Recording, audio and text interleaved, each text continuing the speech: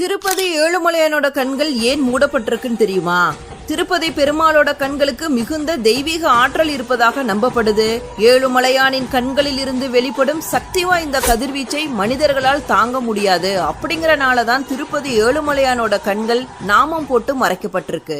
ஆனா வியாழக்கிழமை மட்டும் திருப்பதி பெருமாளோட கண்கள் திறந்திருக்கும். இதற்கான காரணம் என்னன்னா, வியாழக்கிழமை காலை பெருமாளுக்கு திருப்பாவாடை சேவை நடைபெறும். இதை அன்னக்கூடோற்சவம் சொல்லுவாங்க. வியாழக்கிழமை காலை 6 மணிக்கு திருப்பதி ஏழுமலையான் அணிந்துள்ள ஆபரணங்கள் எல்லாத்தையும் கலைந்துருவாங்க. பின்னர் பெருமாளுக்கு இடப்படும் நாமத்தோட அளவை நன்றாக குறைத்து கண்கள் நன்றாக தெரியும்படி செய்வாங்க. வெங்கடேச பெருமாளுக்கு எதிராக மலை போல புளியோதரையை குவித்து வைப்பாங்க. இந்த புளியோதரையை நேராக கருவறையில் உள்ள பெருமாளுக்கு நிவேதனமா படைப்பாங்க. வியாழக்கிழமை அபிஷேகத்தின் போது திருப்பதி ஏழுமலையான் தன்னுடைய 3வது கண்ணை திறக்கிறார் அப்படிங்கிறது ஐதீகம். வியாழக்கிழமை அன்று திருப்பதி ஏழுமலையானோட கண்களை பக்தர்கள் நன்றாக தரிசனம் செய்ய முடியும்.